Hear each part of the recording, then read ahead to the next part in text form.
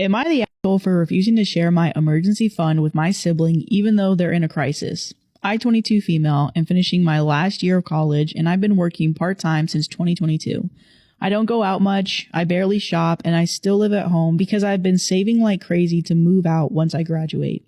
Right now, I've got about $6,000 tucked away. The money's basically my escape plan because once I leave, I won't have a safety net. My older brother, 26 male, got into a bike accident last week. He's fine, just banged up, but the bike is wrecked. He needs one for work, and he came to me asking if I could lend him $3,000. Here's the problem. He has a history of borrowing and never paying anyone back. My parents have covered him countless times and just let it slide. I told him no, and he absolutely flipped. He called me selfish and said, "You don't even need the money right now. You live here for free." My parents basically sided with him, saying I should just help family and that I can always save again later. My mom even threw in the classic guilt trip. If you move out with that money while your brother is struggling, you'll regret it. Now the house feels tense and I'm being treated like I'm hoarding a pile of cash while he's in crisis. But to me, this isn't about being selfish. It's literally the only money I have to start my own life. So am I the asshole for refusing to give my brother half of my savings? Your bro 100% won't pay you back, and your parents sound like they will just side with him and let it slide. So nope, not the asshole. Don't borrow it to him. By the way, never tell anyone how much money you've saved. If people are really pressed for it, tell them you spent all your money or you got scammed or something.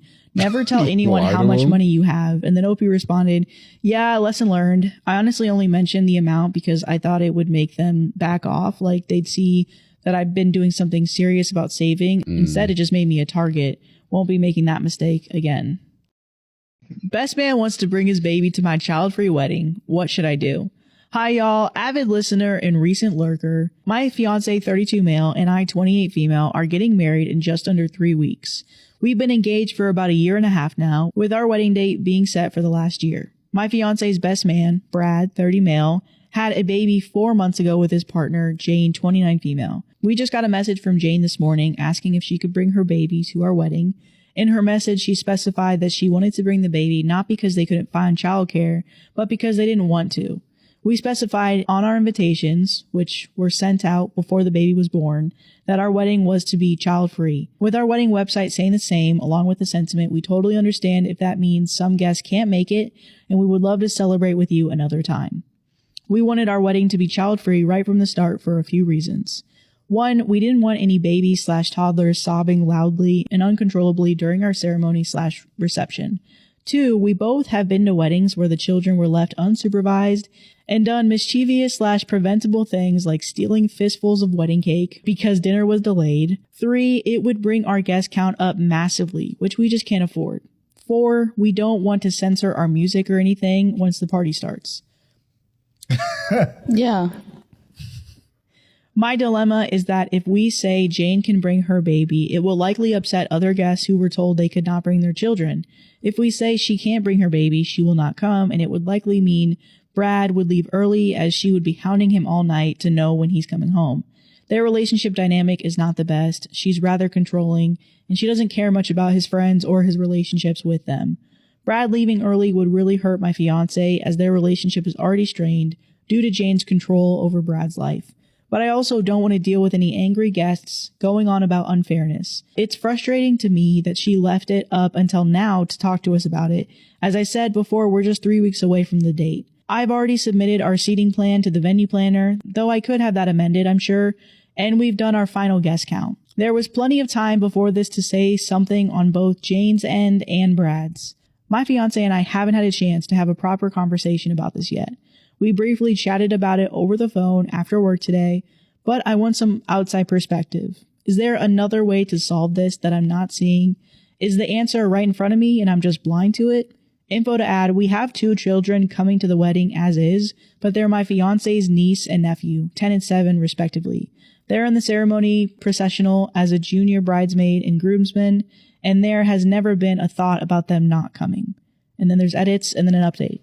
Info to add. Just because I'm seeing lots of the same comments and questions here, here's a little more information. 1, we don't hate Jane. She has been nothing but nice to us as long as we've known her, and we show her respect because of that, and because she is who Brad has chosen to be with. We just don't think she and Brad are good for each other or have a healthy relationship.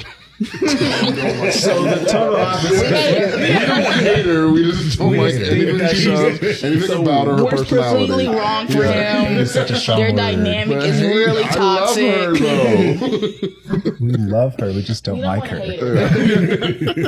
She's everything toxic, but we like her. She's my best friend.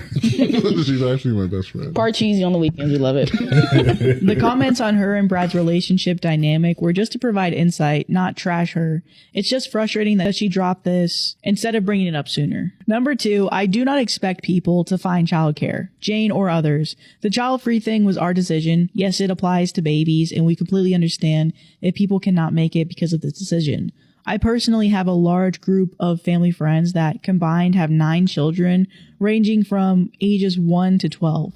From perspective, this is why I brought up the cost of having them there. We simply cannot accommodate everyone. Half of said family friends aren't coming because of the child-free rule, and we completely get that. There was never a demand for people to find sitters or childcare. In fact, if we were to allow children, the guest number would increase by 20, and that doesn't include infants.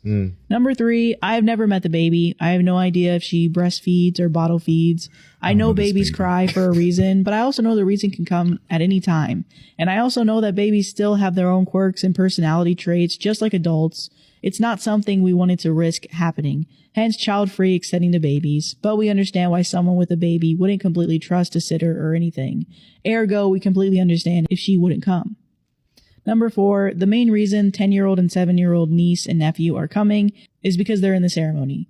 My sister-in-law is planning on leaving with them almost as soon as the party starts. Number 5, the reason I mentioned the seating chart being submitted is because the venue requires all infants and eligible toddlers in attendance to have a high chair. They don't necessarily need to sit in it, as I do know many cannot sit, much less hold their own head up, but it has to be there per policy. This is why the information was necessary. Number 6, I know half of my reasons for wanting a child-free wedding have no bearing on infants. Those were just our reasons. Before I start the update, I want to say thank you for all the people that commented respectfully, gave me some perspective, and validated my frustrations. Y'all are wonderful, and I really appreciate it. I had an in-depth discussion about this with my fiance the night that I posted. Yes, I came to Reddit before really talking to him, but we chatted about it briefly earlier. In our chat, he was rather distraught about the situation and expressed feeling very unsure about what to do. I came here to express some external opinions and to see if there was a solution I hadn't thought of where nobody is upset and feelings aren't hurt. Unfortunately, though, I don't think there is such a solution here. When we talked, my fiance was very guarded and defensive. He wanted to just give in and tell Jane yes, so as to try and keep peace with Brad's attendance. I expressed wanting to stick to the child-free rule, as many of you had suggested, for the sake of unfairness and upholding boundaries. I did also tell him, however, that if he really wanted to say yes to her, he could. It was in regards to his best man, after all. He didn't like that we didn't agree on this, and with me having such a stance the other way, it didn't feel like a fair compromise. He wanted an outside opinion of his own. I suggested he call his brother. We'll call him Bob, and he did. Just for some quick background, Bob is one of my fiance's groomsmen and got married 2 years ago. Brad was groomsman for him as well, so was my fiance, and he had many of the same issues with him that we are having. Lack of involvement, communication, and inability to keep promises. Bob also had a child-free wedding, save for the same niece and nephew, and will be adhering to our child-free wishes by finding someone to care for his own 6-month-old baby. My fiance and Bob are very close, and which I thought would carry some merit. Bob gave him a hard no, the same tough advice many of you had mentioned. Making an exception for them would come with major drama from others, as this isn't the only babe in arms that wouldn't be attending. It was rude of Jane to ask so close to the date, and he needed to reiterate hopes and expectations with Brad. He also mentioned that no matter what, Jane and baby's attendance, Brad would likely leave early. It would just be whether he left on his own or with her, as she would likely leave early anyway. Ultimately, it was Brad's choice. The conversation was difficult for my fiance, but his brother really got through to him. I overheard Bob ask my fiance what I thought, and he said that I felt similarly to him. Bob for clarification. After their phone call, my fiance apologized to me for being defensive about the situation. He's just disappointed in Brad's lack of involvement, and he thought saying yes to Jane would keep Brad around longer, but realized Bob was right about him leaving anyway. He also mentioned wanting to replace Brad with Bob as his best man, but ultimately wouldn't do it to not immediately tank the friendship. I suggested he have a discussion with Brad about his feelings, and he said he would try. To the disappointment of what I'm sure is many of you, we told Jane that, due to the timing and predetermined decision, she would not be allowed to bring her baby. We also did mention, however, that we would love to see them sometime after the wedding, as life is insanely busy right now, and meet the baby. We also were sure to say her invitation to our rehearsal dinner did include the baby, as that was an event that we would love to have kids at. Jane responded that she understood, but she would have to rescind her RSVP'd yes. She'd love to see us sometime after the wedding, and we should get to planning a dinner when everything was less hectic. She said nothing about our invitation to the rehearsal dinner, so I suppose we'll see about that. As for Brad, my fiance reached out to him to see if he could meet up sometime for beers to chat about serious best man related things. They were supposed to meet up tonight, but Brad canceled this morning with no date rescheduled. It frustrated my fiance some, but this honestly isn't out of character for Brad, so there's no need to read into it. Am I the asshole for telling my friends they kind of put a damper on my husband's birthday weekend by bringing their baby? Last weekend, my husband turned 35. We had 2 things planned. Friday, a dinner with some friends, and Sunday, an outdoor festival. We invited our 2 friends who have a 1-year-old daughter. The restaurant we chose was not kid-friendly. It's super small, and the main draw is the chef. There's no set menu, and seats are like a bar around a little kitchen where you can watch him cook, and he plates the food for you right there. The festival is outdoors in the middle of the woods, not stroller-friendly. Kids are allowed, but it's more of an adult event. They've been there before, so it's not a surprise to them. When we invited them to both days, we told them both things were not kid-friendly, explained the restaurant to them, and sent them the website so they could see what it was all about. We told them we understood if you can't make it because of the baby. They said they would be at both, and I assumed his parents, who live around the corner, were watching the baby. We made reservations for the restaurant and bought our tickets. Friday night comes and they show up to the restaurant with their daughter. I didn't include her on the reservation, and they didn't have any high chairs, so she sat in her mom's lap the entire time. She gets pretty overwhelmed with her baby to begin with, so she was annoyed about the baby sitting in her lap and not being able to enjoy her dinner, and annoyed there was no kids menu, and was just in a bad mood the entire time, really putting a downer on the entire dinner. Baby cried. She had to get up and go outside. At one point, her husband asked me to check on her outside. They kind of left quickly when dinner was over and said, "We'll see you Sunday." Then Sunday comes again and they show up with the baby. They again are annoyed that it's not stroller friendly. Constantly stopping. Baby needs to eat. Baby needs to be changed. Baby's crying. We tell them that we would share our location and that we could meet up with them after, and they did whatever they had to do with the baby. But they would just get all huffy, so we ended up staying with them. We didn't get to do half of the things there because we were parked under a tent at the table most of the time. Parts of the festival, they couldn't bring the stroller because once again, it was in the woods.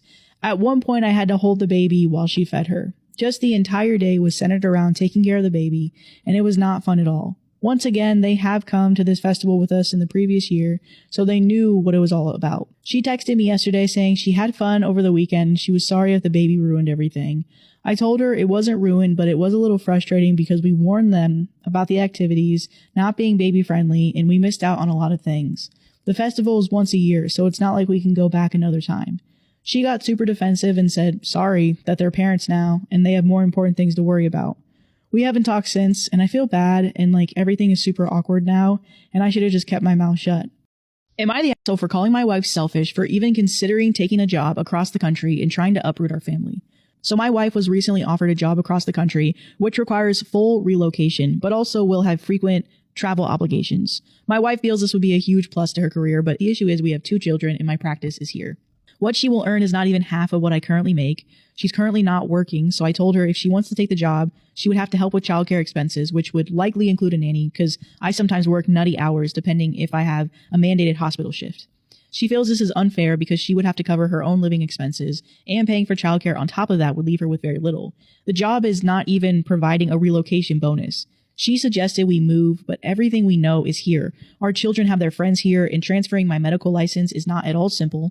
Her final suggestion is she takes the kids and I stay here and cover the cost of childcare and expenses because she claims childcare and cost of living is cheaper. Just not cheap enough for her potential salary to sustain me being a stay-at-home parent.